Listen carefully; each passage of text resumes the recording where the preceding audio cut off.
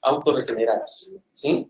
El hueso constantemente está autorrenovando a través de disolverse y reconstruyendo nuevamente. Aproximadamente en la literatura mencionan que nuestro hueso totalmente se renueva cada 7 años, pero esta velocidad baja conforme vamos avanzando en la edad.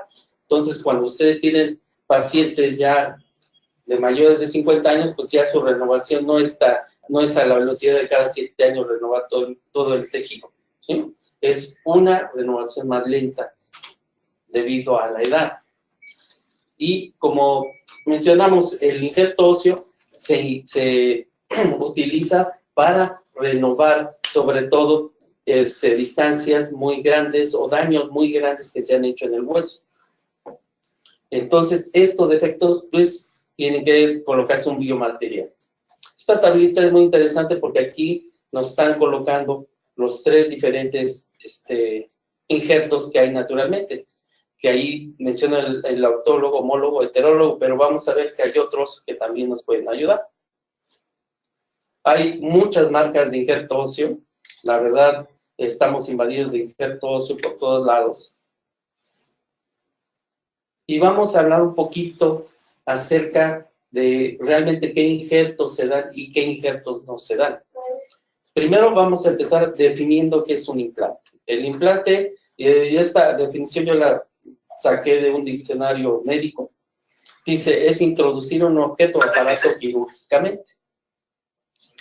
Y hay otra definición más actual que hizo nada más ni nada menos que el doctor Uris, el que descubrió la BMP, la proteína morfogenética ósea, y él a través de la dinámica de la evolución de los biomateriales, entonces ya él definió un implante como un material no vivo utilizado para reparar, aumentar o reemplazar el tejido natural. Puede ser sintético o de origen biológico. Injerto. Aquí es donde esta definición nos va a decir qué injertos se van a llevar a cabo y qué injertos no. Injerto es un material específicamente tejido vivo, quirúrgicamente introducido a un cuerpo de un donador a un hospedador. A ver, entonces, ahí yo me gustaría hacer una acotación, maestro. Claro. Por ejemplo, entonces, si yo compro un injerto, un material óseo, ¿no? Que sí, es una hidroxiapatita bovina o un fosfato de calcio, no es un injerto porque no está vivo, no, es un implante. No, por eso es que las definiciones ahorita qué bonito es hemos esto, ¿no? estado cambiando ya. De hecho, en Europa ya se están utilizando otras definiciones que ahorita vamos a ver. Qué bueno. Esto es importante, chicos. Es importante que utilicemos, porque todo el mundo dice, ay, injerto óseo. Yo estoy comprando un injerto óseo, pero ya no está vivo. O sea, yo compro fosfato de calcio, beta-TCP o compro hidroxiapatita. Pero si le tomo un tejido óseo al paciente vivo, quirúrgicamente y está vivo, hay células, ese es un injerto. Ese es un injerto. O si le tomo un fragmento de tejido blando hay células ahí, es un injerto. Ese es un injerto. Si no es un implante. Ahorita. Qué buena maravilla. Seguimos, estamos contentos aquí en Premix. Seguimos. Trasplante, por ejemplo, se refiere a un órgano completo, ¿no? Entonces, el tejido óseo vivo es un injerto, se saca de un donador y se mete a un hospedero, ¿sí? Entonces, los materiales de injerto óseo, pues no deben de tener ninguna contraindicación, no deben de producir daño. Al contrario, el injerto óseo, aparte de las características que ya vimos que tiene que ser vivo, tiene 3 facultades, 3 propiedades, que es osteogénesis, osteoinducción y osteoconducción. Entonces, tiene las 3, la tríada que el doctor Uris llamó la ingeniería de tejidos. Con esta tríada podemos regenerar cualquier tejido óseo, siempre y cuando tengamos las 3 condiciones, ¿sí? Entonces, aparte, la matriz que ya llevamos, esa matriz osteoconductiva sirve para que las celulitas se vayan anclando y sobrevivan a la zona donde van a regenerar. Aparte, las proteínas osteoinductivas son las proteínas que transforman células mesenquimales o células madre a hueso. En este caso, el hueso trae la BMP en pequeñas cantidades intrínsecas de la estructura y cuando se disuelve un poquito salen ciertas BMPs que si yo meto el injerto óseo vivo, esas células pueden regenerar otra vez el hueso, ¿sí? Y la osteogénesis también yo ya llevo en ese injerto óseo vivo, llevo células vivas, osteoblastos, que también una vez que se establecen, empiezan a regenerarse y empiezan a regenerar la zona. Todos los injertos óseos los usamos para reconstruir cualquier tipo de defecto, no debe de producir ningún tipo de alergia. Por eso vamos a ver que no todos los injertos óseos se llevan a cabo, ¿sí? Todos los injertos deben ser bien tolerados por el hospedero que lo va a recibir. Debe de proporcionar una estructura macro y micro para que las células se establezcan, ¿sí? No es lo mismo que yo meta una estructura compacta. Las células, si están en pequeños espacios, esas células empiezan a tener estrés celular. Es lo mismo que nosotros estuviéramos en este salón todos compactitos, nos estaríamos empujando. Si, sin embargo, si tenemos un espacio grande, las células crecen y crecen muy bien. Entonces vamos a ver cuántas clasificaciones hay de injertos. Está el autoinjerto, el aloinjerto y el genoinjerto. Y hay otro que yo encontré que se llama isoinjerto, que vamos a ver en qué consiste. Entonces, el autoinjerto también se le puede llamar autógeno o autogénico. Es un tejido obtenido de la misma persona y colocado en otra zona de ese mismo individuo. Se dice que es el estándar de oro, pero el problema de este injerto es que la limitación es la cantidad. No podemos hacer otro daño más grande para restituir una zona dañada. Entonces se utiliza casi siempre muy poquito y es limitante su obtención.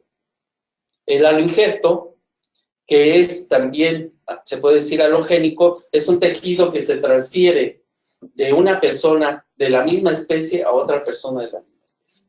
Entonces aquí en este caso, también se le puede llamar homoinjerto, y este proviene de otra persona, pero actualmente estos aloinjertos ya no se hacen en una sesión quirúrgica.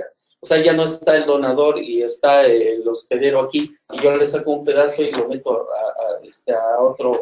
a otro individuo. No, ahorita ya, por ejemplo, los bancos de hueso ya tienen que empezar, a este hueso lo tienen que tratar físicamente para que las células que tiene se pierdan, para que no haya rechazo de ese injerto. Entonces, este injerto poco a poco se le va quitando la osteoconducción, la osteogénesis, y nada más, queda la osteoconducción. La osteogénesis se va y la osteoinducción también se va porque se pierden proteínas. Entonces, ya en Europa actualmente se está utilizando la palabra aloimplante, como decía el doctor, ya es un aloimplante, ¿no? Entonces ya es un tejido no vivo que se transfiere a otro individuo, pero ya fue tratado, entonces se le quitó todo lo vivo prácticamente. Entonces ya, en Europa ya hay muchos trabajos que ya le llaman aloimplante, ya no le llaman aloinjerto.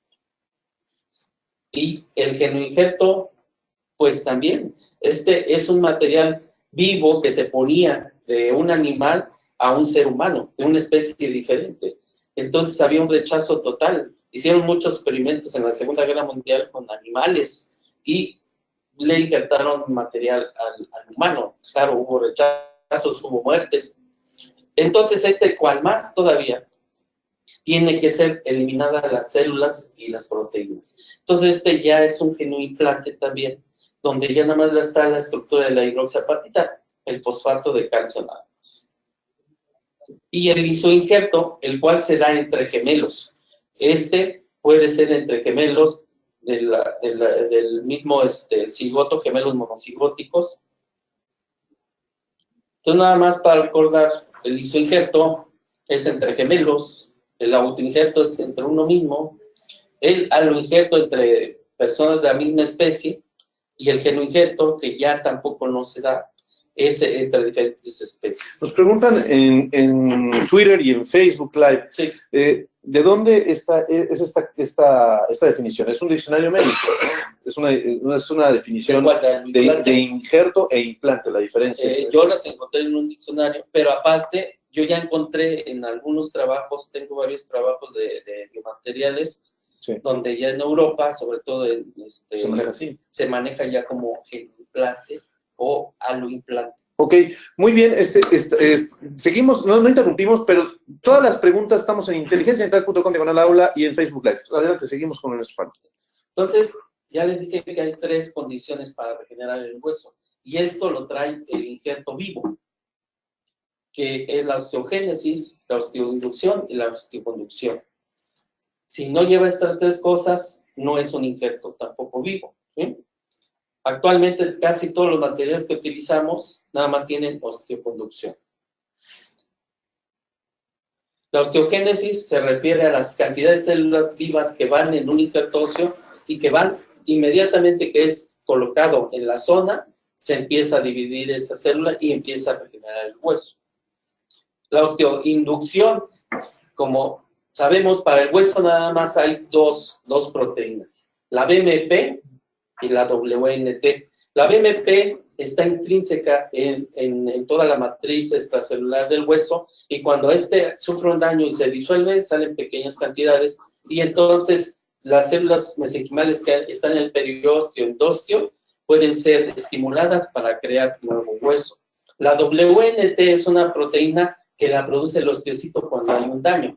Inmediatamente la saca, y también si hay una célula mesenquimal ahí, la llama para que se empiece a convertir a hueso.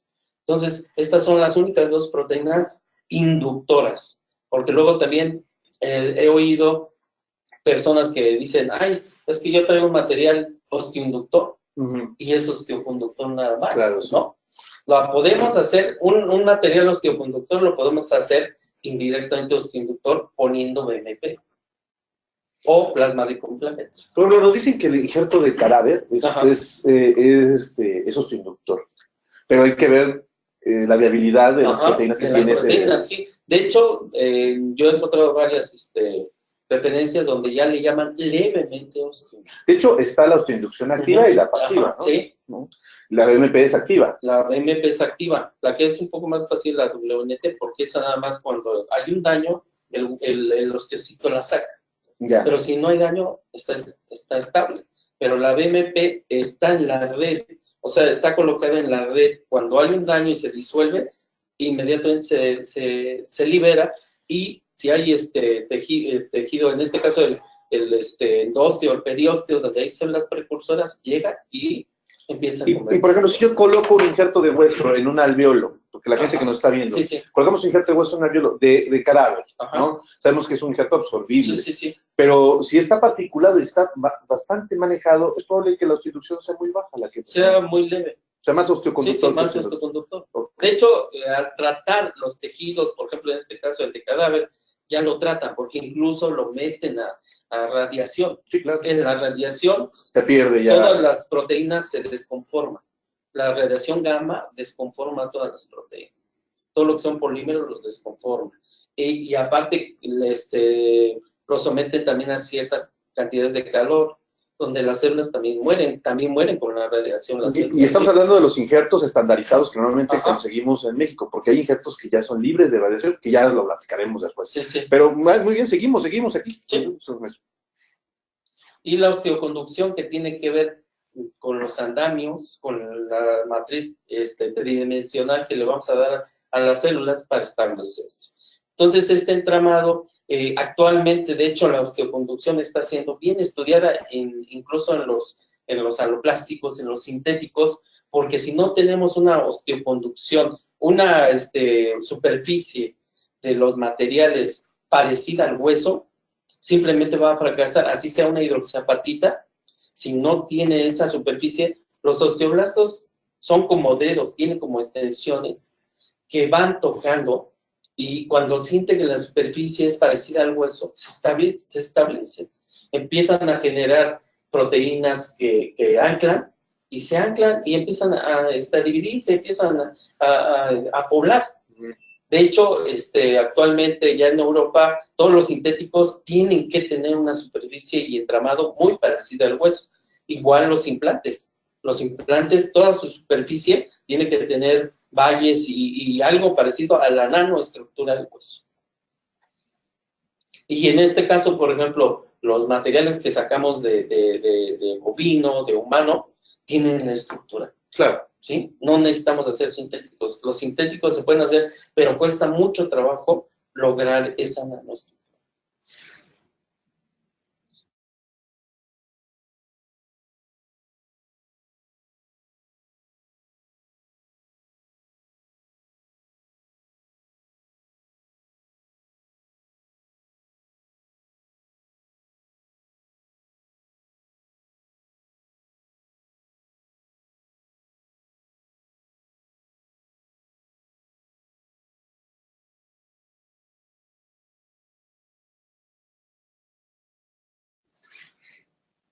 Entonces, el entramado tridimensional es algo básico. ¿De dónde podemos sacar los injertos? En este caso, ya nada más el autoinjerto, porque los demás no se dan. Ya vimos que no se dan los demás, solamente en casos yo creo que muy, muy específicos se puede dar el injerto de un donador vivo de su material en vivo, pero ya no existe. Sí, claro. Eso ya no existe. Entonces, ¿de dónde se puede sacar el material?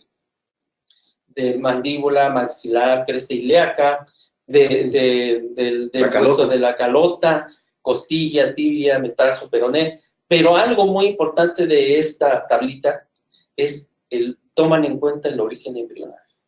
Que ese es algo importantísimo. Algo importantísimo, ¿por qué? Porque el origen embrionario intramembranoso tiene otra dinámica diferente al endocondrial. Sí, 1000 veces. Entonces, hay veces también se dan ciertos fracasos porque meten endocondrial en intramembranoso, o al revés, intramembranoso en endocondrial. El endocondrial primero pasa por una etapa de un scaffold de cartílago, y después ese cartílago se va degenerando y se va osificando, van entrando osteoblastos y van empezando a mineralizar la zona. Y en el intermembranoso no. El intermembranoso es como un sándwich donde tiene cortical y muy poco esponjoso. Sí, claro. Pero aquí el intramembranoso es más lábil para la BMP. ¿Qué es lo que tenemos en maxilar? En el maxilar. Entonces, la BMP puede tener más éxito en los huesos intermembranosos que en el endocondrial. Y en el endocondrial tenemos éxito con el factor fibroblástico, porque este primero diferencia cartílago y después se crea hueso. Y aparte, bueno, el endocondrial, por ejemplo, cuando lo colocamos en defectos maxilares, pero defectos periodontales, o sea, alrededor de dientes, es tan poderoso de la cresta ilíaca que incluso hasta los dientes se pueden absorber, sí, o sea, porque es un crecimiento muy potente, muy diferente al intramembranoso, a diferencia que cuando se hace una reconstrucción maxilofacial donde sí se toma hueso de cresta ilíaca, ¿no? Y otra de las cosas es que, por ejemplo, el cortical que traen los huesos largos o de cresta ilíaca es más compacto. Entonces, si no hay porosidad, como estábamos hablando, si hay porosidad, las células invaden. Si no hay porosidad, las células chocan y se pueden retachar. Entonces, aquí tenemos que tomar en cuenta también que sea poroso. Sí. Por eso, por ejemplo, utilizamos endocondrial de bovino, por ejemplo, en el genoimplante, sacamos pero todo el hueso poroso de los cóndilos. Ya. No dejamos nada de cortical, porque el cortical tarda hasta más de un año en reabsorberse.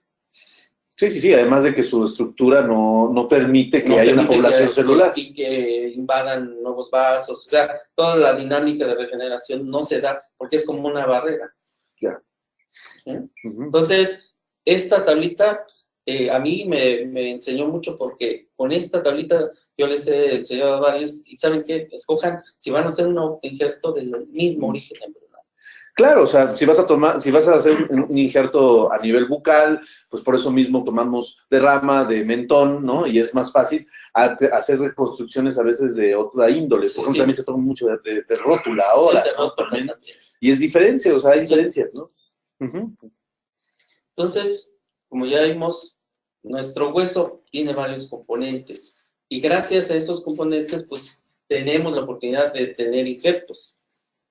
En este caso, el hueso tiene una fase inorgánica que más o menos tiene una proporción del 70%. Y una fase orgánica del 22%. Y el resto es agua. Entonces, nuestro hueso, la fase inorgánica, que representa el 70%, está compuesta de hidroxiapatita. Como ustedes ven ahí la fórmula de la hidroxiapatita. Y tenemos, por otro lado, unas flechitas que están indicando ciertos elementos que entran. La hidroxiapatita es una molécula que puede ser fácilmente transformada por elementos metálicos sobre todo, y puede dar en la torre de la estructura de la hidroxiapatita. Ahí pongo el cadmio porque el cadmio hace mucho daño y puede provocar osteoporosis. Pero también tenemos la oportunidad de combinarlo con otros materiales que nos pueden ayudar a estructurar. De hecho, nuestro hueso natural no es completamente hidroxiapatita. Ahorita vamos a ver qué fases tiene cada parte de los huesos o de las estructuras mineralizadas. Entonces, la hidroxiapatita pues, es una cerámica policristalina. Es el mineral que se encuentra en todos los vertebrados o en todos los que tienen hueso, está la hidroxiapatita presente. Entonces se puede obtener hidroxiapatita de avestruces, de aves, de cerdos, de lo que sea, ¿sí? Pero el problema aquí es la estructura nanométrica y macrométrica de los poros, porque hay animales que tienen el poro muy cerrado, que sería parecido al hueso cortical. Entonces, la relación de calcio-fósforo está alrededor de unos 67 en la hidroxiapatita sintética. Entonces, aquí hay algo muy interesante que vamos a ver, es qué cantidades de minerales tiene cada estructura mineralizada. En este caso, el hueso, por ejemplo, tiene más carbonato, y la dentina, por ejemplo, tiene más magnesio. Y eso le da cierta estructura, ¿sí? Entonces la hidroxiapatita no está sola en las estructuras mineralizadas que tenemos, a comparación de la sintética, que nada más tiene calcio y fósforo, ¿sí?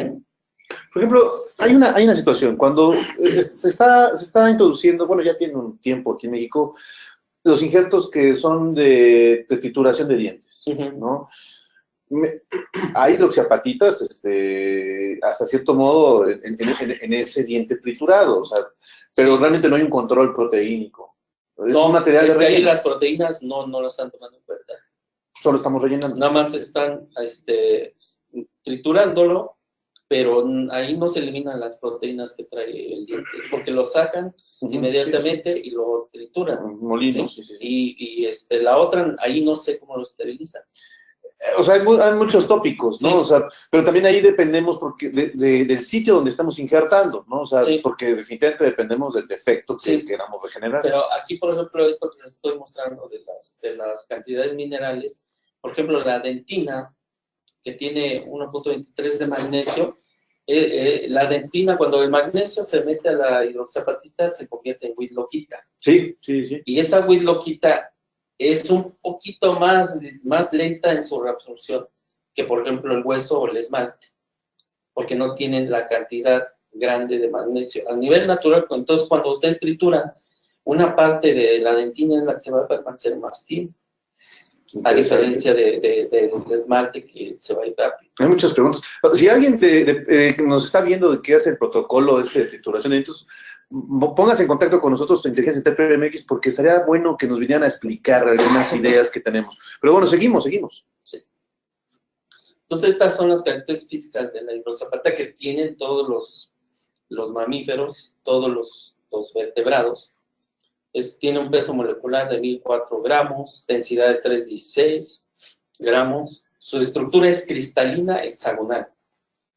Eso le da estabilidad, porque cuando nosotros sinterizamos, esos hexágonos se hacen más grandes y su disolución es más lenta. De hecho, hasta un hueso, si yo lo someto a más de un hueso de bovino, lo someto a más de 800 grados, su reabsorción va a ser más lenta.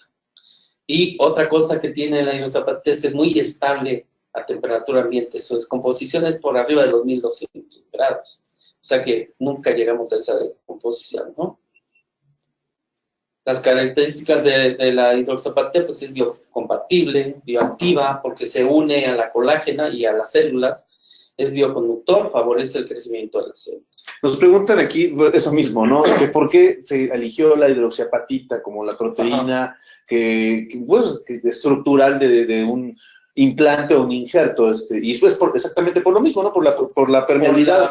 Y aparte por la conducción. El bioconductor quiere decir que se une. Cualquier material que se una a células y a proteínas de un organismo vivo es un bioconductor. Y la hidroxapatita tiene esa capacidad. La hidroxapatita tiene esa capacidad de reaccionar. Y aparte sus elementos de descomposición cuando se está disolviendo dentro del cuerpo es calcio y fósforo. Claro. Y ese calcio y fósforo se vuelve a retroalimentar, lo vuelven a tomar las células para volver a estructurar. Yo lo pongo como una maquinita que va quitando pavimento, por ejemplo, el osteoclasto va quitando pavimento, va saliendo calcio y fósforo, y atrás viene el osteoblasto, y lo vuelve a precipitar en hidroxapatita. Eso es el ciclo de la cascada de Prost. Algo muy sencillo. Que mencionábamos. Algo muy sencillo, es un ejemplo muy sencillo, pero yo así lo veo. Pasa el que quita el pavimento y atrás viene el que viene a rellenar, pero utiliza lo mismo que va saliendo. Sí, claro, sí. Por eso se eligió la hidroxapatita, porque es una molécula muy bioactiva, muy conductora, pero sí tenemos que darle cierta estructura. Ahora, la fase orgánica del hueso, que también se utiliza como biomaterial, que es la colágena. La colágena forma el 22% de la materia orgánica. Y de esa parte, solamente un 4 al 10% está todas las otras proteínas, PMP, osteocalcina, osteopontina, cianoproteínas, ósea, sí. O sea, todas las proteínas que forman parte de la dinámica del hueso. Y que también salen cuando se disuelve el hueso. Entonces podemos obtener dos materiales de aquí. O sea, podemos obtener la fase orgánica y la fase inorgánica. Ustedes lo conocen como hueso mineralizado o hueso desmineralizado. Esta es la famosa colágena. La colágena tipo 1. Tipo 1. Y es como, yo les digo, es como una fotografía en negativo. Claro. Y se obtienen sencillamente utilizando, obteniendo básico, se elimina la cuestión orgánica, y con ácido yo obtengo lo contrario. Y aparte el color, ¿no? Maestro, porque hay gente que produce injertos que hasta le pone colorante para que sea blanco. No, aquí prácticamente lo que se hace es quitar, porque si yo dejo colágena en la estructura, se vuelve amarillo. Claro. Entonces aquí, la colágena de hecho es amarilla, usted siempre que la tiene, aunque las membranas que ustedes utilizan las blanquean con un peróxido, por ejemplo. Entonces, el hueso, podemos obtener dos materiales prácticamente. Pero actualmente nada más del hueso humano se utiliza la colágena, no de hueso bovino. Si se fijan, no hay de bovino.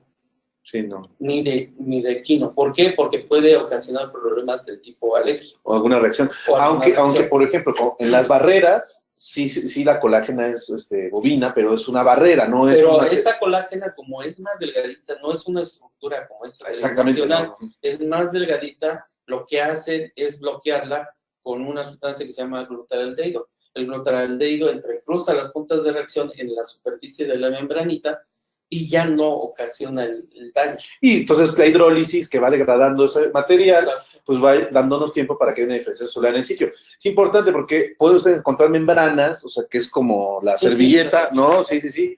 Y que otras más gruesas, que son de rápida o de lenta absorción, pero es muy distinto. Nosotros estuvimos en un curso en un lugar muy lejano y nos decían, no, la membrana la metemos en el alveolo. No, la membrana es una barrera. Sí, ¿no? es una barrera. Es una barrera. Es muy distinto a la estructura que está dando el maestro, que es así, está libre de colágena y que estamos hablando de que, bueno, a nivel de animales, ¿no? Y estamos ahí poniendo la hidroxapatita. Exacto. Perfecto. Entonces, como les digo, es una copia prácticamente, porque la hidroxapatita se sube y tapiza todas las fibras de colágeno. Entonces, en nuestro hueso así está estructurado, colágeno, hidroxapatita. ¿Sí? Y así se tapiza. Entonces, actualmente, la industria esta de los injertos prácticamente salió después de la Segunda Guerra Mundial. Todos los experimentos que hicieron en humanos, de ahí se dieron cuenta que, por ejemplo, el acero 316L, la hidroxapatita, el titanio, no eran dañinos. Pero fue a base de experimentos en humanos. Que derivó lo de la declaración de Helsinki y de ahí cosas, ¿no? Empezó el boom de los biomateriales desde los años 50 hasta la fecha. Y ha ido creciendo cada vez más hasta lograr algo increíble, industrias enormes, ¿no? Sí, sí. Varios, por ejemplo. Sí, aunque, y hablando de lo que mencionaba el maestro Palma, nosotros fuimos en Dachau, en Múnich, ¿no? En München, ¿no? En Alemania, donde hicieron los protocolos en humanos, y algo que es bien interesante es que en Europa, en muchos países, desde esa época, por eso mismo, no se aceptan los injertos de cadáver, ¿no? Por un control sanitario de muchas situaciones, y también hay una cuestión, pues, histórica que también da un peso a una toma de decisiones tan importante biológicamente, y que eso ha llevado que, por ejemplo, en algunos países no colocan injertos de cadáver, pero sí, por ejemplo, injertos de origen animal. Y es que, por ejemplo, aquí, mucha de la industria cárnica prácticamente desechan el hueso, o lo utilizan nada más para fertilizante, el fósforo y el calcio. Pero aquí, por ejemplo, nos dimos cuenta que esto se echaba a la basura. Claro. Pero hay otra cosa, también tenemos que ver de dónde lo podemos conseguir, porque no se puede conseguir nada más así. Sí, no, no es comprar la vaca ya. Aparte, en México, por ejemplo, nos dimos cuenta que la mitad de México, del Bajío hacia arriba, el ganado que está remoneando en el pasto, todo ese pasto tiene metales pesados, porque naturalmente están los metales pesados en el suelo. Y, sin embargo, para el sureste está libre de carne. Entonces, nos fuimos hacia las ganaderías del sur, lo que es Veracruz, Tabasco, Campeche, y de ahí obtenemos el hueso. O sea, no de cualquier carnicería, ¿no? Como dicen. Sí, claro. Y que esté certificado TIP y que venga de ese tipo de ranchos. En México sí hay control de esto, maestro. La verdad, o estamos un poquito en pañales. Yo fui a foros. Porque se acuerdan de las vacas locas, ¿no? Sí, y ahí pero varios sesgos, pero ¿no? ese problema de las vacas locas fue porque, acuérdense que los desechos que utilizaban en Europa de los animales los hacían harinas. Sí, claro. Con esas harinas alimentaban a vacas. Por ejemplo, en este caso lo que descubrieron es que harinas de borrego, de ovinos, al pasar como alimento a las vacas, se iba un prión. Y ese prión ocasionaba el mal de las vacas locas, hacía que se generara una sustancia neurológica que empezaban a moverse todos y morían, ¿no? Y eso generó un descontrol, de cierto modo, veterinario, sanitario, químico. Pero nosotros, en México estamos teniendo ya más control. Yo fui a varias exposiciones ganaderas. De hecho, ahí contacté con... ¿Hasta dónde es maestro Palma? Yo ahí contacté con un rancho de acá de Tabasco, que es el que nos está proporcionando. Y ellos tienen un control, porque aparte de esa carne, se va a Estados Unidos y Europa. O sea, no como lo que pasa. No pueden alimentarlo con alimentos, en este caso harinas, ¿no? Tienen que ser alimentados con alimentos naturales para que toda la calidad de carne vaya hacia allá. Si no, pues la rechazan. Los demás países controlan muy bien toda la entrada de carne. Sí, claro. Y esa carne no llega aquí, ¿no? Entonces, bueno, pero el hueso sí me lo dan. Claro, y que es el que estamos procesando, ¿no? Estoy procesando. Muy bien, muy bien. Y que de hecho es poco, porque no es mucho. O sea, ellos seleccionan el ganado y el hueso es restringido. Maravilloso. Sí. Seguimos. Entonces, digo, a través de esta necesidad de biomateriales, pues aquí en México empezamos a hacer el hueso de bovino para obtener las matrices que nos podían ayudar a generar nuestro hueso, ¿no? Y hemos hecho pruebas, Nosotros nos basamos siempre en la norma de ACTM para hacer la composición. El hueso, la ACTM nada más nos pide que no tenga elementos pesados, mercurio, arsénico, etcétera. Esta es la norma con la cual nos hemos guiado. Y hay otra norma ISO también, europea, que también nada más pide que no vayan metales pesados. Y hacemos varias cosas, por ejemplo, para el hueso, pues eso lo hacen a nivel todos. Quitan primero grasa, luego quitan proteínas, luego se lava bien para eliminar todas las proteínas que quedaron residuales y se desproteiniza con enzimas. Luego lavados ultrasónicos para quitar todas las partículas que queden dentro de los espacios, porque si quedan túneles cerrados, las células ya no se pueden comunicar. Entonces aquí tenemos que lavar ultrasónicamente, secado a 200 grados, envasado en flujo laminar y esterilización a rayos gamma. Esta última esterilización a rayos gamma se hace en el Instituto de Investigaciones Nucleares.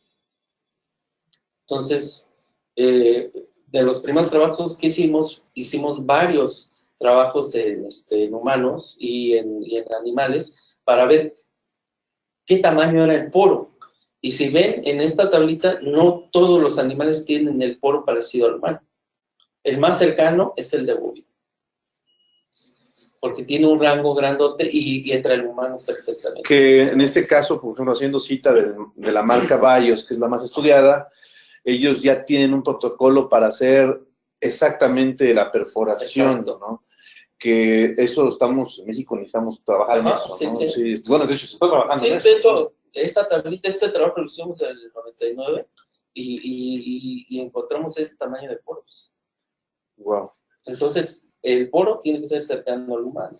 Entonces, por eso mismo, cuando de pronto llegan y tenemos un hueso que es de gato o de equino, ¿no? Bueno, a ver, momento, ¿no? Sí. Vamos a ver de dónde viene, cómo es la partícula, cómo es la micra, sí. Que nos den literatura, que nos muestren, o sea, porque a veces, ahorita ya con todo esto y el boom, pues todo el mundo vende injerto, no es que todo el mundo, pero bueno, vas a exposiciones dentales, y lo venden. Y el problema es que también a nivel mundial, pues hay mucho tráfico de materiales por abajo del agua. Sí, pensando en esto, maestro, el tiempo ya nos apremia y esto da para una siguiente visita, lo cual lo vamos a volver a invitar para que nos muestre del injerto, del biocerámico. Sí, claro. El maestro Palma, él es el precursor de muchas marcas de injertos que se venden en el país, pero también un injerto que él produce que es el biocerámico, ¿no, maestro? Sí. Ahorita vamos a dejar los datos respecto de esto para que en la siguiente visita hablemos solo del biocerámico. Sí. ¿No? Y de cómo se produce todo, incluso se me antoja hacer un videíto para que la gente vea, ¿no? Todo lo que es, porque la gente compra el frasco y a veces hasta lo guarda y lo que sobra lo vuelve a utilizar, tenemos un problema en México bien fuerte porque mis alumnos me han reportado cosas, doctor, tengo injerto y todo, no estoy diciendo que ellos lo hagan, sino que reportan cosas, o incluso colegas que compran injertos en escala, lo guardan, lo vuelven a abrir, o sea, cosas bien difíciles, ¿no? De hecho, por eso, por ejemplo, en coordinación, ahora sí con todos los maestros de Perio, yo hice presentaciones más chiquitas. Ajá, claro, para que no gastaran, porque una vez abierto, ya se contamina, ¿no? La hidroxapatita, si algo que tiene es que absorbe humedad del medio ambiente, es muy higroscópica. Entonces absorbe humedad y acuérdense, con humedad se pueden hacer bacterias, se pueden hacer todo. Entonces, una vez usado, ya lo demás. Una vez abierto, se desecha lo que sobra. Sí, y esto es importante. Entonces, maestro, pues la verdad es que no quisiera despedirnos de esta manera porque está muy interesante el tema. La gente está en las redes con todo. Tenemos ya casi más de 100 conexiones, etcétera.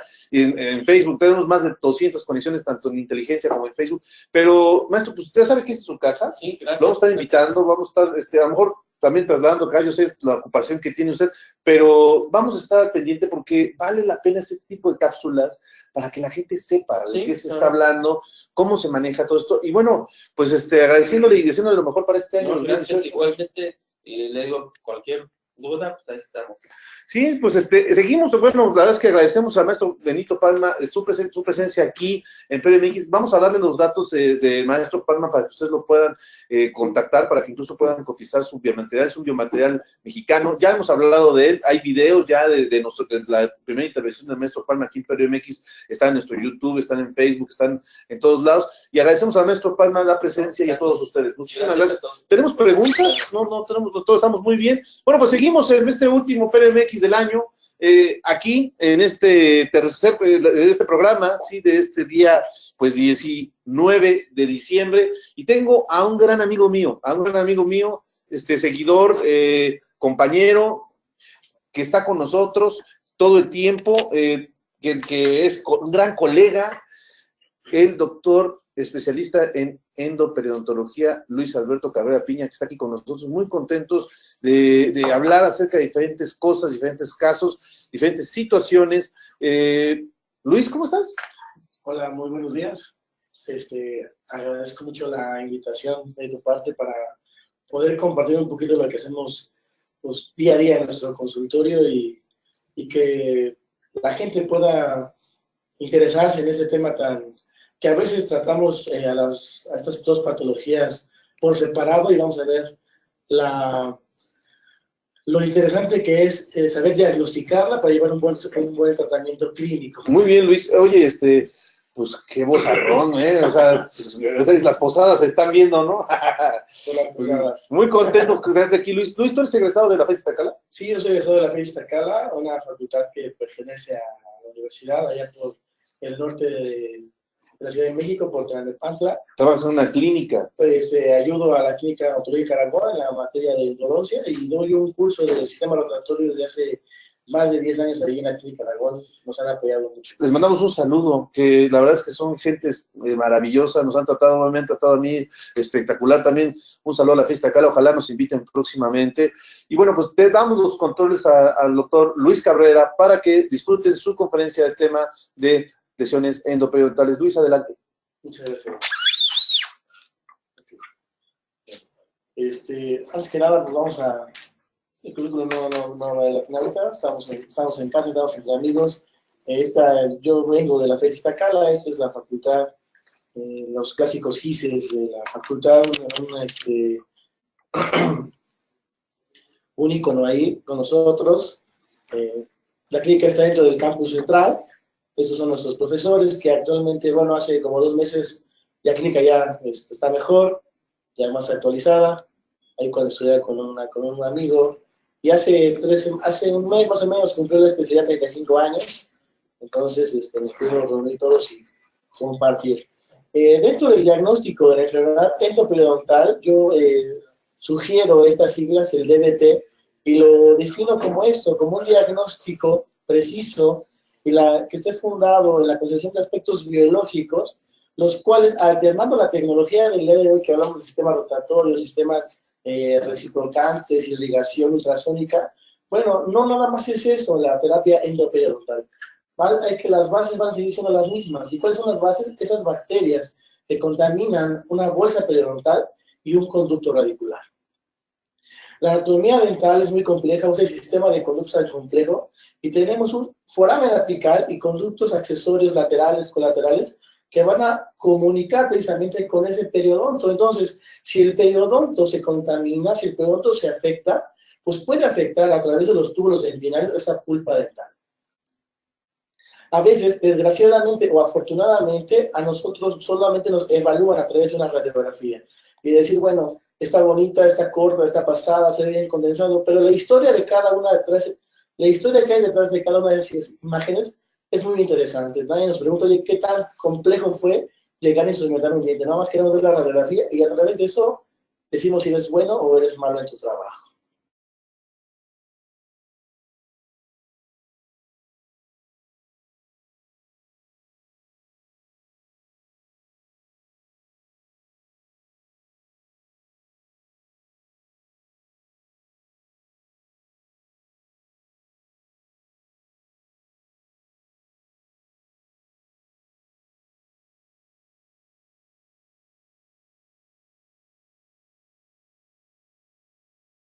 Por separado. por separado en algunas ocasiones y dan sintomatología muy, muy parecida. Entonces, cuando tenemos este tipo de casos, lo más fácil sería hacer la extracción del diente, pero no, nosotros tratamos, más bien diagnosticamos primero, decimos cuál es el estado de vitalidad de esa pulpa, hacemos el sondeo y a partir de eso hacemos un diagnóstico y veremos qué haremos primero, el tratamiento de conductos o la terapia periodontal. Entonces, fundamentalmente es el diagnóstico. Este caso interesante, donde ya el diente prácticamente lo daban por perdido, hacemos el diagnóstico, es una necrosis pulpar, hacemos una endodoncia, que a lo mejor no una conicidad tan importante, pero hoy sabemos que hoy en día no importa no tanto la instrumentación, sino la irrigación, la importancia de la irrigación. Hacemos tratamiento de conductos, hacemos la regeneración, como ustedes hace ratito con el doctor, ocupamos un hueso, una membrana, hay que ver qué material sería el ideal, o incluso alguna proteína que estimule la formación del crecimiento óseo, y vemos que después de 4 o 5 años, ese diente está en boca y se mantiene bien. Entonces, de un diente que prácticamente estaba perdido, hoy lo tenemos en boca y respondiendo bien en función.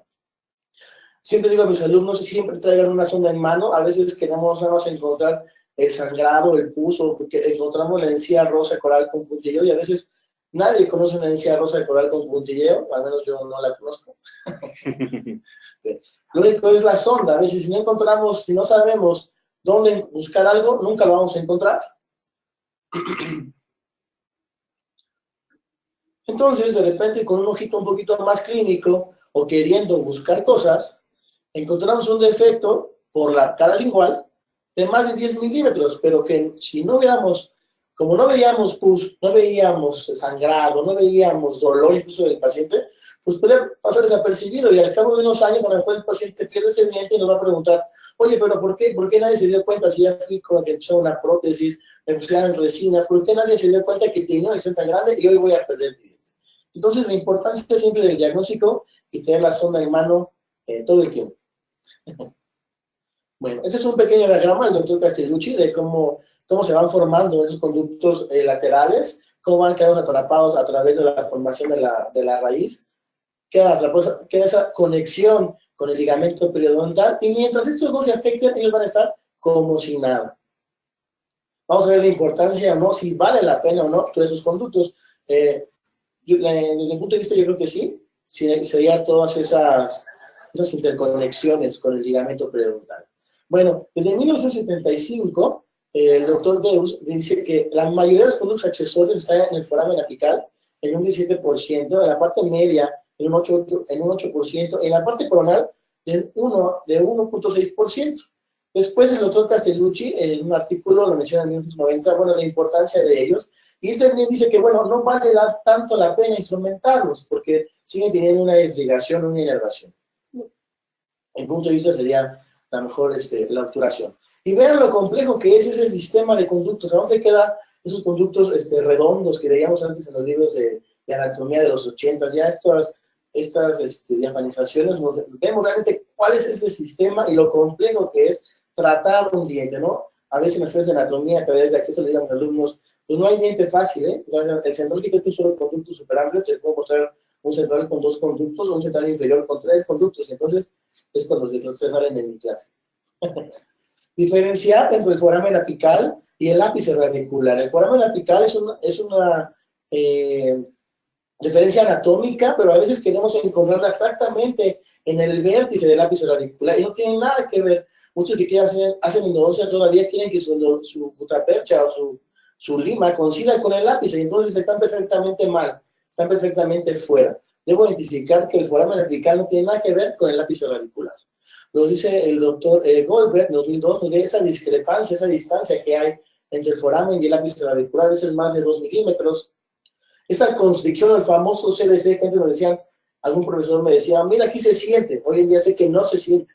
El único aparato que me puede determinar la longitud de donde yo debo de trabajar es un localizador de forámenes apicales. Lo que me va a permitir obturar esos conductos accesorios laterales va a ser la irrigación, y que yo mueva ese irrigante por dentro con aparatos de ultrasonido y logre sellar esos conductos accesorios laterales delta apicales, y al final ese periodonto responde de una manera favorable. El artículo clásico es el de los doctores Sigmund Green y Frank, donde dan la primera parte de la bibliografía básica, donde ya divide estas clasificaciones en lesiones de endotelio tipo 1, tipo 2 y tipo 3.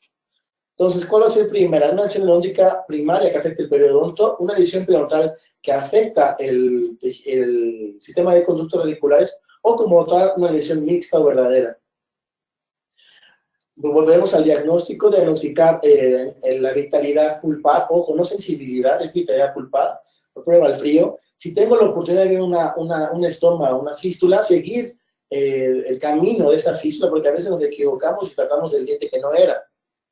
Este caso, pensaban que la fístula era del premolar, hacen el acceso ahí y no, resultó que el afectado era el molar. Entonces, ahora explíquele al paciente que tienes que hacer las endodoncias y tienes que cobrársela o ya se la haces gratis. ¿Sí? Entonces, hay que seguir bien el trayecto fistuloso. Y entonces, esta es la gran pregunta, ¿qué fue primero? ¿La afectación periodontal que a través de los túbulos dentinarios de la raíz afectó la pulpa, o esa pulpa necrótica afectó el tejido periodontal? Al final, la culpa de todo son las bacterias que se encuentran en cada una de esas patologías, en la enfermedad periodontal o en la enfermedad que afecta al sistema de conductos, ¿no? Hay muchas bacterias, tenemos Aganobacter, bueno, perdón, no me puedo pronunciarlo porque encima de la garganta, pero tenemos más de 600 poblaciones. A ver, vamos a intentarlo. Agregatibacter. Actinomycetem combitans. Actinomycetem combitans. Ay, qué bonito. Está bueno, ¿eh? Para ahora que estén en las posadas, para que estén en las posadas pueden ponerlo así, si no, castigo, ¿no? Castigo. Un ponche con Si no, pues. Si no, dicen agregativa. A ver, ¿cómo es? Agregatibacter. Ya, se echó 3 ponches el doctor. Seguimos. Bueno, al final todo está contaminado por bacterias, somos una cantidad de virus. Entonces tenemos que instrumentar, limpiar, desinfectar todo ese sistema de conductos para garantizar un buen éxito. Hoy en día se dice que en endodoncia a lo mejor dejas un remanente de un 15% de tejido o paredes sin tocar, aún sea el sistema que ocupes, reciprocante o rotatorio. La importancia del sondeo, a veces vean una encía que se ve rosa, a lo mejor con un ligero puntilleo, no tan sangrante, no con pus, y vean esa bolsa que tenemos de más de 10 milímetros. Entonces, ¿cuál es el tratamiento a seguir? Sacar el diente sería lo más fácil, o peor aún, ¿no? Hoy en día que todos quieren poner implantes, dicen, bueno, quítale el diente y ponle el implante, ¿sí? Yo me pregunto, ¿y no le vas a poner el implante si no hay hueso? Entonces, tienes que hacer una regeneración o tratar de conservar ese diente. Entonces, se dice que si tú haces la terapia endodóntica bien, esa inserción se vuelve a dar de una forma natural. Entonces, la importancia, todo está en las bases, todo está en el diagnóstico. Entonces, cuando un diente me llega un diente a la consulta con un color distinto, negro, amarillento, tengo que saber qué pasó, un caso de un traumatismo, sabes que ese conducto ya se perdió, pero si en cambio tiene una lesión periapical, ¿cómo la voy a abordar? ¿Cómo la voy a tratar? En estos casos, entonces, tengo un periodonto reducido, dices, bueno, ¿vale la pena hacer la endodoncia en ese molar y que quede una parte de inserción reducido? O en ese molar un defecto vertical un poquito más fácil de manejar. La importancia es saber qué voy a hacer. No nada más, como decía el doctor Benito, no nada más es meterle el hueso o meterle cualquier cosa, a ver qué voy a estimular ahí adentro para que crezca. Los efectos en el hueso, afortunadamente, son a veces unas cavidades amplias donde puedo rellenar eso, colocar una barrera para que no me gane el conectivo y se forme un hueso de calidad, un hueso óptimo. Esas lesiones son muy limitantes, entonces cavidades una sola pared perdida, bueno, nos facilita hacer la regeneración de tejidos, ¿no? Volvemos otra vez, perdón que sea como muy insistente en el diagnóstico, pero es la base de todo tratamiento. Yo creo que la base de todo tratamiento odontológico. Otro caso donde veo una encía rosita, una banda ancha, encía insertada súper bien, y a lo mejor si no tengo ese ojo chismoso, pues no busco nada, pero si lo tengo, sí lo voy a encontrar algo. ¿Qué tan importante es esas lesiones gingivales, esas molestias que da el paciente cada vez que se pilla, cada vez que toma un helado? Bueno, a lo mejor esas irritaciones, en algún momento la pulpa se va a cansar, se va a desesperar y va a reaccionar. ¿Cómo va a reaccionar de una forma inflamatoria? Desgraciadamente sabemos que la pulpa después puede caer una pulpitis irreversible muy fácilmente y entrar en una necrosis pulpar. Volvemos con el diagnóstico, saber, algunos tratamientos, sobre todo la ortodoncia, a veces mal llevada, puede producir desgarramiento de vasos sanguíneos apicales y causar una necrosis pulpar y obviamente problemas en el hueso. Ya en ese caso donde pues no hay como una buena colocación de bandas, un movimiento mecánico no tan controlado, probablemente causó la necrosis de sus dientes. Se trata de hacer la regeneración, pero con un pronóstico demasiado reservado. Lo que decíamos, ¿no? Los movimientos mecánicos causan una estenosis o desgarramiento de los sanguíneos apicales, lo que probablemente cause una necrosis pulpar. A lo mejor los dientes quedarán en posición muy recta, pero con necrosis, ya sea parcial o total. El diagrama básico de las lesiones endoperidontales es la tipo 1, lesión endodóntica primaria con afectación secundaria a través del foramen apical o conductos accesorios. La tipo 2, una lesión periodontal que va a afectar el periodonto. Y la tipo 3 ya es una lesión mixta, combinada o verdadera. Al final, lo que va a contaminar todo eso son esas bacterias que poco a poco, el llamado biofilm endodóntico o biofilm periodontal, bueno, va a contaminar esas zonas y lo va a afectar más.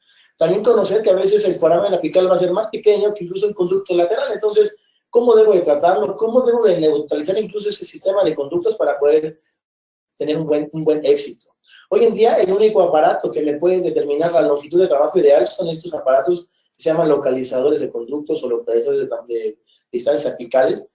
Ojo, compren uno de buena calidad, porque de repente hay localizadores así muy baratos que la verdad no funcionan tanto. Entonces, acérquense a alguien que sepa y hagan una buena inversión. Siempre me preguntan, oye Luis, ¿qué es mejor ahorita? ¿El rotatorio, el reciprocante o un localizador? Un localizador, porque si no, seguimos haciendo endodoncias al tanteo. A ver, Luis, Sí. ¿qué localizador de qué marca es el que nos recomienda? No importa, aquí no nos importa la marca.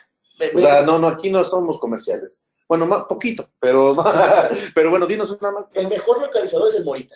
Ese que está ya, que tiene mayor evidencia. Claro, sí, siempre es el mejor. Y de ahí, el BW, el Vitex 6, es el mejor. Y por ejemplo, en rangos de costos. Un localizador más o menos del Morita sale como unos 25.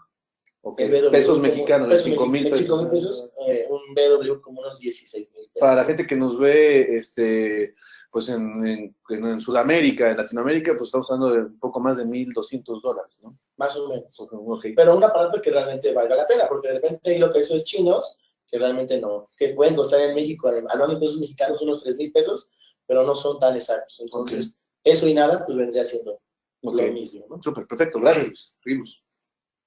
Ok, entonces, esos aparatos nos van a determinar la longitud ideal de trabajo, y cuando yo instrumente puedo tener la oportunidad de instrumentar esos conductitos que se ven por aquí, que como uno como endodoncista o como endoperidoncista dices, oye, valió la pena ese trabajo que hice, porque mira, obtuve ese conducto, y más aún, saber con qué voy a obturar, con qué material biocerámico, no nada más con SOE, no con hidróxido de calcio, un material que realmente estimule la formación de nuevos tejidos ahí a nivel apical, y hay una buena cicatrización.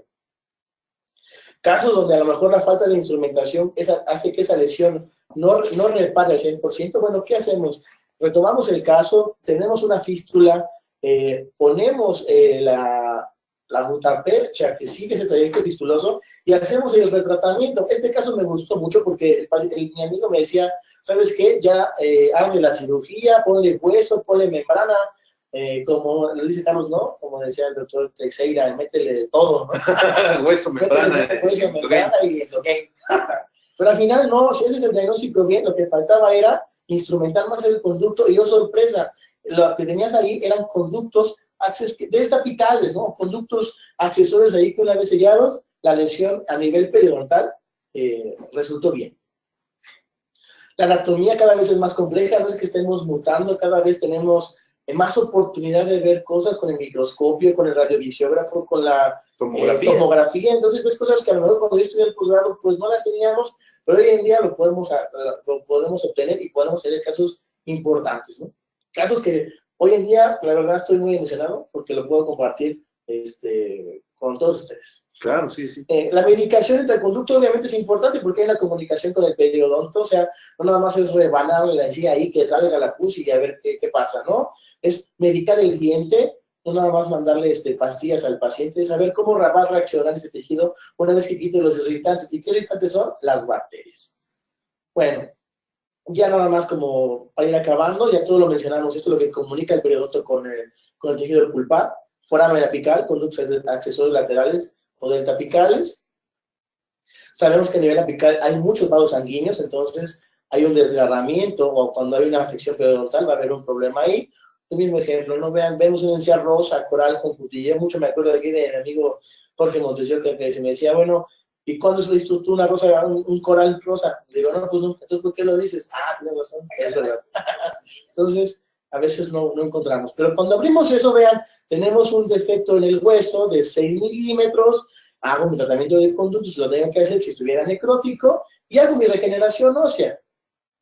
Ya sabemos que tengo que colocar, como si el doctor Benito, un injerto óseo que sea inductivo, que nos ayude a estimular al hueso del propio del paciente. Colocar una barrera, siempre importante, una barrera que detenga el conectivo para que pueda haber una regeneración, porque muchas veces, oye, dices que compro, ¿no? ¿El hueso o la membrana? Pues la membrana, ¿no? En lugar del hueso, ¿no? No es tan importante. Pues hay que separar el conectivo. Si no, pues no va a servir de nada. Bueno, seguimos, ¿no? Las bacterias tienen un papel importante dentro del desarrollo de esta enfermedad. Hay que saber diagnosticarlo bien, saber cómo retirar esa pulpa para que el paciente, una vez que vaya en mi consultorio, no tenga tanta molestia, ¿no? Que tenga una molestia leve, no que no se le moleste todo el tiempo. No es excusa. Si un paciente ya tiene una edad avanzada, un abuelito de alguien, sabes que el conducto está calcificado y ya no le hagas la endodoncia, porque ya ve dónde está, vean hasta dónde está el conducto, casi a la mitad de la raíz, ¿con qué voy a tener ese acceso? Mejor sácale el diente, ya no vale la pena, no. Hazle tratamiento de conductos. Sabemos que también la enfermedad periodontal no se limita nada más a la agregación o la presencia de cálculo dental, ¿no? Hay pacientes que pueden ser muy tolerables a eso y no causar problemas de periodontitis o causar problemas endodónticos. Sin embargo, otros van a ser más susceptibles a eso y van a desarrollar la enfermedad periodontal pues más rápido. Y obviamente la enfermedad endoperiodontal. Bien, eso lo platicábamos. La pulpa, las condiciones de la pulpa, ¿cómo es? Una pulpitis, ¿cómo voy a quitar esa pulpa? ¿Cómo voy a retirar? O si estuviera necrótica, obviamente el tejido periapical va a reaccionar de una manera diferente. La presión intrapulpar va a causar inflamación en los vasos sanguíneos a nivel apical, y obviamente cuando el paciente dice, siento que el diente lo tengo como flotando, siento que el diente me está creciendo, no, simplemente el ligamento periodontal se está inflamando. Sabemos que la pérdida de inserción periodontal se puede remitir, se puede ser reversible una vez haciendo tratamiento de conductos. No todo tienes que abrir, no todo tienes que operar. Entonces, volvemos a los herramientas de diagnóstico, la sonda, pruebas de sensibilidad. Otro término que dice el doctor, que se acuñó en 1974, el doctor Goldberg, es la periodontitis retrógrada, que se refiere al proceso de destrucción tisular que ocurre desde la región apical hacia el margen gingival, y que el resultado de esto va a ser la enfermedad pulpar. Este caso, de este canino que para también muchos estaban perdidos, de repente me dicen a mí, ay, ¿quieres salvar todo? Bueno, no es que quiero salvar todo, simplemente pues me interesa, le echo ganas, me apasiona y digo, bueno, si puedo conservar ese diente, y hoy en día ese diente está en boca y el diente está bien, ¿no? Entonces, siempre digo, si sigo haciendo lo mismo que hacían 20 años, pues nunca voy a poder trascender. Yo creo que eso es importante, ¿no? El caso de la señora de 85 años que le querían quitar el diente, le hice tratamiento de endodoncia y vean, después un seguimiento a 2 años, hace la endo y ahí tiene el hueso, podríamos creer que hay una formación de nuevo tejido. ¿Sí? ¿Vamos bien con el tiempo? Estamos ya por terminar. Okay. Bueno, otra cosa sobre ortodoncia, ¿no? Mal movimientos mecánicos causan necrosis pulpar, causan pérdida de tejido periodontal, y a veces queremos ver al paciente, ya prácticamente esos dientes van a estar pues muy vulnerables, se van a perder, ¿no? Las condiciones anatómicas importantes, o aberraciones anatómicas, en este caso tenemos como una prolongación del esmalte en este molar, pues a lo mejor fue el causante de ese defecto periodontal, tenemos que alisarlo, tenemos que repreparar esa zona, ver qué grado es. También pueden encontrar como perlitas en la raíz que van a causar una pérdida de inserción, y entonces pueden ser el causante de una bolsa, ¿no? Surcos de desarrollo también pueden causar una pérdida de inserción y pueden causar una necrosis pulpar. Muy pocos dientes me han llegado así, afortunadamente, pero si llegaran, no tengo que hacer extracción, tengo que hacer tratamientos de conductos. Desde 1997 ya se da el término de densing dentis y densing marginatus. Entonces, si tienes un caso así, pues tendrías que hacer el tratamiento de la endodoncia. No va a ser lo más común, pero sí podrías hacerlo. El doctor Smith lo divide en 1982 en 3 grupos. Este es un caso, vean. Obviamente el acceso va a ser diferente porque el diente es diferente, pero una vez si logras hacer esa obturación, logras llegar a esos conductos, el protocolo va a ser el mismo, la instrumentación, la irrigación va a ser el mismo, a tener buenos resultados. ¿Sí? Ya vamos acabando. Siempre que tengan esas fístulas, síganlas, diagnostiquen qué diente es y hagan el tratamiento. Así que mediquen, en este caso medicamos con hidróxido de calcio, 7 a 14 días, máximo 21 días y obturas, y bueno, tendrás un buen resultado. En este caso ya estamos terminando, hacemos un retratamiento, todavía tiene una lesión radiolúcida importante, vemos la falta de compactación, la falta de instrumentación, hacemos el retratamiento y vean qué bonito, ¿no? Bueno, a mí me agrada. Vean todos los conductos laterales que encontramos para estos dientes, ¿no? Entonces, a lo mejor ellos fueron el causante de esa lesión a nivel del hueso. Vemos lesiones tan grandes que el paciente anda por ahí echándose unas papitas sin problema y no sabe el hueco que trae en el maxilar. Entonces, el gran compromiso que implica, pues, tratar esas lesiones, una vez que hacemos la enucleación de ese granuloma, que al final fue un granuloma, tengo la oportunidad de trabajar ahí, bueno, tengo un amigo ahí en patología bucal, y es el que me hace los estudios, o cualquier residente me ayuda a hacer todo eso, y pues ya tenemos, vamos documentando más nuestros casos clínicos, que eso es lo importante, ¿no? También no podemos salvar todos, cuando digo, no, tampoco salvo todo. Una fractura no se puede tratar, desgraciadamente ya ese diente tendríamos que quitarlo, y entonces ya pensar en la colocación de algún implante, ¿no? Saber que la razón radicular es una etiología que no se desconoce mucho, aunque hagamos la endodoncia, aunque hagamos la terapia periodontal, ese diente probablemente va a terminar perdiéndose.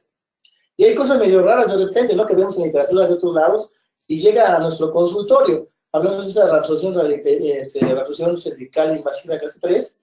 Vean, ¿qué hacemos? ¿Se va el diente o no se va? Decidimos dejarlo, hacemos la cirugía. Vean el defecto que tenemos en esta parte. Quitamos el tejido granulomatoso, vemos que está invaginado ahí, parece hueso. Decidimos limpiar esa zona, colocamos MDA por si habría bacterias, evitar el crecimiento de ellas, y hacemos la regeneración ósea.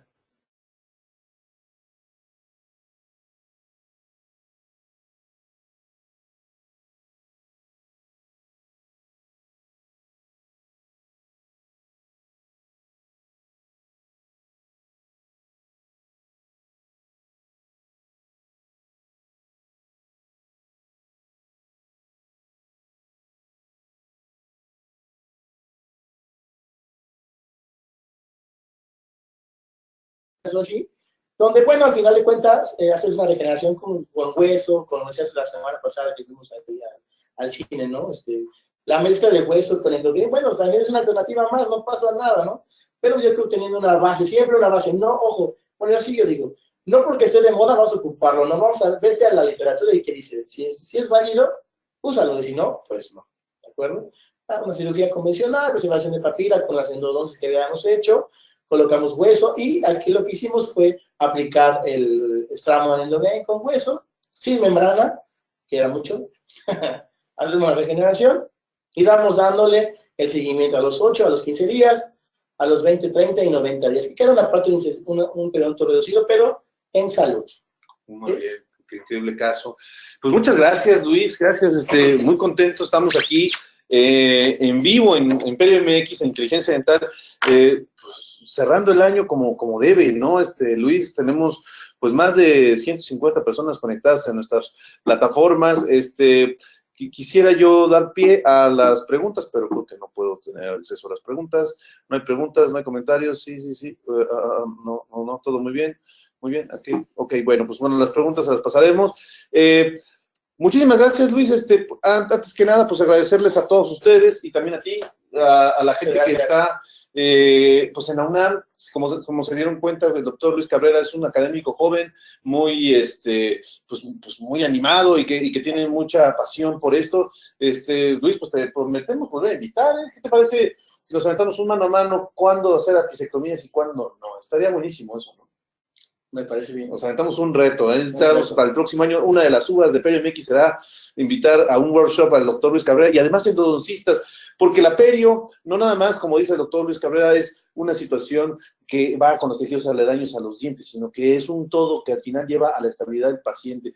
Pues bueno, pues queremos agradecer a todos ustedes por habernos dado su preferencia este año 2017 que está por terminar, que ya a unos cuantos días estamos al día, pues sí, al día de hoy, 19 de diciembre. Pues agradecemos a todos, agradeciéndole a nuestros patrocinadores, a Straumann México, a Oral de Crest, a Inteligencia Dental y a nuestros amigos que nos quieren mucho de la Facultad de Odontología de la UNAM. Y bueno, pues de nuevo recomendarles que para el próximo año, pues tenemos un evento, tenemos el International Team for Implantology en México, aquí en la Riviera Maya, los días del 7 al 10 de marzo, pues con grandes personalidades y con grandes conferencistas. Ojalá me inviten después a mí también. Y bueno, y ahí estaremos, ahí en el Congreso de Cancún, en la Riviera Maya, del International Team for Implantology. Y bueno, agradeciéndoles a todos ustedes su preferencia, porque pues estamos ya en la tercera temporada. Saludos a los países hermanos que más nos siguen, a Colombia, a Perú, a Ecuador, a Honduras, a El Salvador, a Panamá, República Dominicana, Argentina, a Chile, a Paraguay, a Uruguay. Muchísimas gracias a todos los países de Latinoamérica, de toda la región.